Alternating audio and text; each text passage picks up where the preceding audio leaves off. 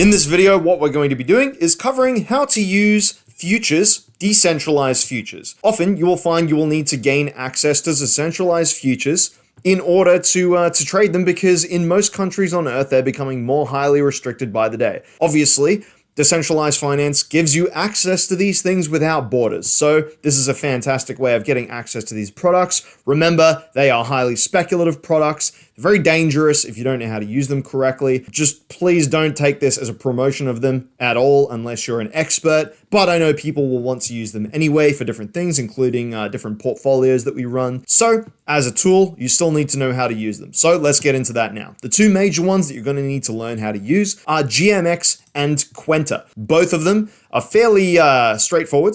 GMX is definitely the easiest one. It is very, very, very simple. It only has a couple of assets, but the platform is fantastically user-friendly. It's amazing. Quenta is a little harder to use, and it has a whole bunch of extra assets. It's a bit more complicated. We'll be covering that one second, but we'll do GMX first. So let's launch the app. We've got our MetaMask, and it's on the Ethereum network, and we can look over here and see that the only two networks that GMX supports is Arbitrum and Avalanche. Now, the reason why it doesn't support networks like Ethereum is because when you're trading on a network, on a platform like GMX, we're doing lots of trades, which means that we don't want to pay lots of fees. Now, the fees are very low on Arbitrum and Avalanche. I love Arbitrum, so we're going to use Arbitrum. So I press the button, Arbitrum. When I go to try and connect my wallet, it'll say your wallet's not connected to Arbitrum. We'll change that. Boom, fantastic. As you can see, we have basically nothing in here except a tiny little bit of Ethereum, which is no use to anybody. Connect the wallet, and I click that, and of course the wallet comes up. Now it's connected to Arbitrum on both ends here, fantastic. As you can see though, we don't have any Ethereum. So what did I tell you to do before? We need to move some Ethereum into our Arbitrum wallet on MetaMask in order to trade and of course pay for the positions and everything. So what I'm going to do is I'm going to go to multi-chain bridge and move some Ethereum into Arbitrum. Now we have the Ethereum on the Arbitrum MetaMask, bridged it over, everything worked out perfectly. So now we're going to go into GMX and place some trades. This video is completely unscripted, so you're going to see my my raw reactions and everything. Let's say we want to buy this position. We want to long this. Now, what we have some Ethereum. Now, we can use Ethereum as our collateral in order to go long. However, as you guys know, I like to use stablecoin margins so that we don't get fucked over by our margin collateral issues with, coin collateralized positions where we have margin issues. So what I'm going to do is I'm going to convert all of this Ethereum into tethers. I'm going to swap that, get that swapped. Arbitrum is very cheap. It knows 18 cents to perform a transaction. Fantastic. So now we have all of our required, yes, excellent. We have some ETH left over. Beautiful. Because I accidentally didn't leave enough ETH there in the transaction. But anyway, we have USDT now that we can use as our margin. And we want to, say, long $100 worth of BTC. So we'll go 100. And of course, we can up the leverage as well. Now, 100 is going to be the margin that we commit to our position. Now, if we wanted to go 10x long, let's see how close we can get it to 10x. I'm going to go 10x long. You can see here that where does it gives us the 10x there. Fantastic, beautiful. And that gives us a nominal exposure of almost 10x, which is 1,000 USD. Enable leverage. It asks us for a permission, which costs 6 cents. One pending transaction. Confirm. Yes. Push them through. Approve the USDT for trading. There's a lot of approvals. Luckily, the Arbitrum network is very cheap. Approve it. Yes, beautiful. Push it through. Okay, fantastic. Everything's approved. Leverage is approved. Our margin has been approved. The position is good to go. We can still change the leverage up to the last moment. Obviously, we get 50x, but our liquidation is going to be incredibly close to the current price. We're going to go 2x because that is what is reasonable and responsible. So we're going to go long BTC. Ready to go. Allowed slippage. Fantastic. Everything's good to go. Easy. Easy. Boom. And then from there, we'll be able to place orders and we will be able to go take profit, stop loss, things like this. Okay, fantastic. So now the order has gone through. We have our BTC 2x position. We have our net value. and the size. The net value, I believe that is the value of the collateral on the position, and the size is the nominal exposure. Yeah, the collateral here as well. Entry price, mark price, liquidation price, fantastic. We can share the position if you want to share your wins, which is pretty cool if you want to do that as well. Now we can place other orders. So obviously the reverse of a long position, which is a buy, is a sell. Right, so GMX, unlike most exchanges, it has a multi-tiered closing system. So you set your take profits and stop losses through the close mechanism. So the button here looks like it is on Kraken, where it would just be a one-click close, but that's actually not how it operates. So if you click on that, you will get a market option, which is, as it would describe, it closes the entire position. You can close or partial positions. If you just want to go down to 1x leverage, you can do that.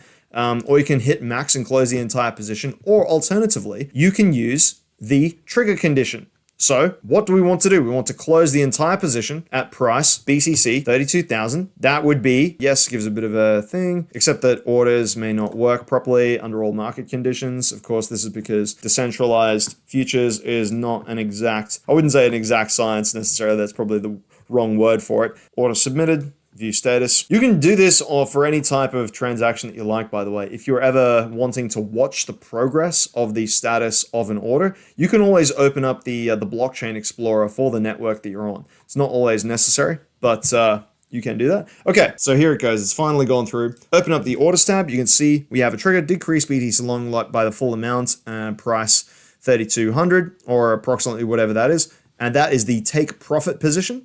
And of course, if we want to make a stop loss position, we can also do that as well. Close the entire amount at the required price level, pay the fees. It's going to ask to create the order, 19 cents. Yes, order submitted, order created, and that should come through. Yes, fantastic. So now we have the take profit and the stop loss levels. Note how they are not on the chart, which is kind of annoying, unlike a centralized exchange. However, that's okay. You can still draw things on the chart if you absolutely need to. Open up the little thing here. Place your long and short positions and place your levels like so, if that helps you keep track of what you're doing, which it would for me personally, but we're just going to remove that. So that is effectively how you do a futures position on GMX. Obviously, everything is the reverse for a short position, which should be easy enough. You can go market close this, and I believe that it should also close the other orders, but we'll just double check that. So we're going to market close our futures position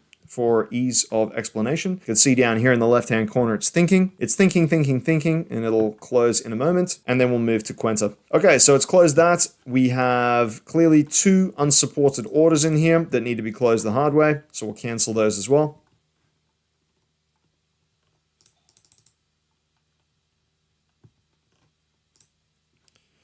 Pending order, whatever, force it through. Notice how I have quite a nonchalant approach to interacting with the blockchain. It's very much a case of just smash the buttons, force it through. It's because I know that the exchanges that I'm working on are the real deal. Often, if you're working with unusual exchanges, you need to double check whether or not they're the real deal. I've been using GMX. I've used the GMX a lot, so I'm very confident in how the blockchain interacts with it and everything. Okay, obviously, same deal. If you wanted to short, you must select your direction. Go max whatever the collateral is that you want to use. Same. You know what it is. I'm not going to explain that to you. This is just how to use GMX. And for Quenta, we'll move on to Quenta, and that uses a different network. So I'll just take a quick break and I'll come back. What I did is I bridged all of my Ethereum over to the Optimism network. You might be asking why? Well, it's because when we go onto Quenta and we load up the Quenta dashboard, connect our wallet, you will find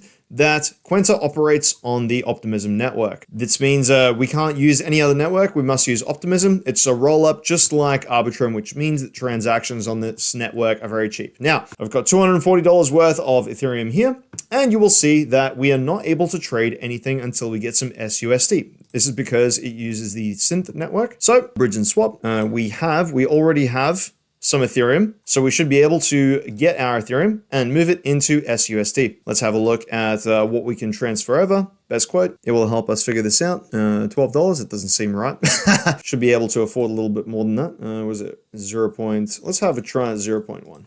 Nothing not balanced. I'll be back in just a second. I'll refresh this and make sure it's all working. So what the problem with that is that I actually had the Optimism network connected to the wrong wallet. So what I did is I disconnected the wrong wallet, and now I'm going to reconnect with the correct wallet. See here now it's asking me to check everything again. Fantastic. Let's try this again. Okay, beautiful. 0.1 Ethereum. We won't use all of our ETH. That will give us about 190 SUSD, which is the currency that we require in order to transact on Quenta. So we will approve this. What I want to do, just while that is approving, is show you why we would want to look at Quenta relative to GMX. Now, this is something quick that I didn't look at before.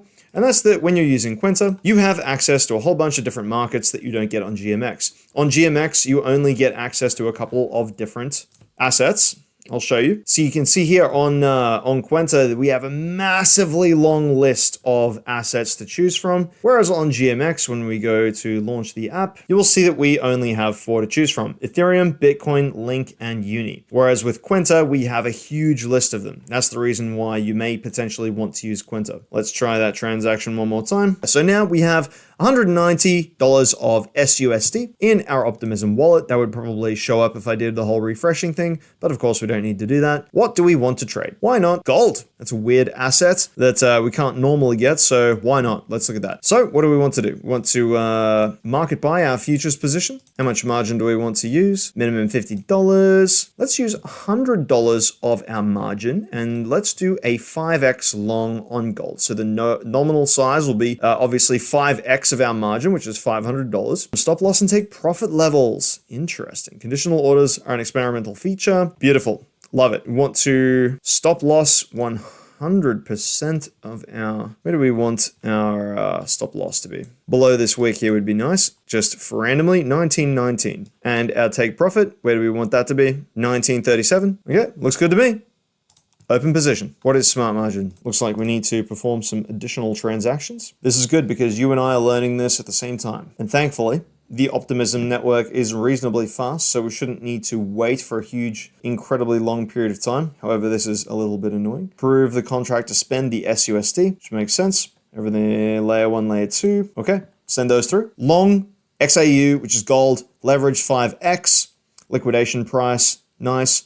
Margin, yes. Excellent. Fill price, total fee, confirm long. Let's go. Place that position. Network is busy. No problem, because it looks like gas is free, which of course probably isn't the case. It's probably, MetaMask is probably just having a hard time detecting what gas is required. Says the status is pending. Obviously the order is getting filled right now. You can see how the entry is below the current price. It's normal when it comes to futures because obviously you have to pay a spread. So we have our long gold position with a notional size of $500, which is 5x on our $100 of margin, which makes perfect sense, with a profit and stop loss level, which will reduce our position to 0 because it's a 100% position on either end. I don't like how this is squished up. This platform is very annoying in the way it's scaled. But anyway, that's how you use Quenta. And of course, if you were to do a short, it would be the same thing, just in the different direction. And you can use whatever market and asset you like. The principles are fairly simple. Same as before, if you want to close them, it seems like the orders you can you modify them? No, but you can cancel them. So that's unfortunate. But anyway, you want to close the position, you can press the close button, close the whole goddamn thing, and then it will ask you for the submission, press the button, send it through, and then after a second or two, it will close that position. Obviously, everything happens faster on a centralized exchange because they don't have to work through the blockchain network. But of course, centralized exchanges can be very dangerous because you don't know whether the company is going to take away your money. I'm very paranoid about these things, super paranoid. I don't like anybody touching my shit, which is the reason why I like to use decentralized futures. But you may need to access decentralized futures because your country doesn't allow you access to them. So this has been a very comprehensive overview on how to use all of these systems. Thank you for listening.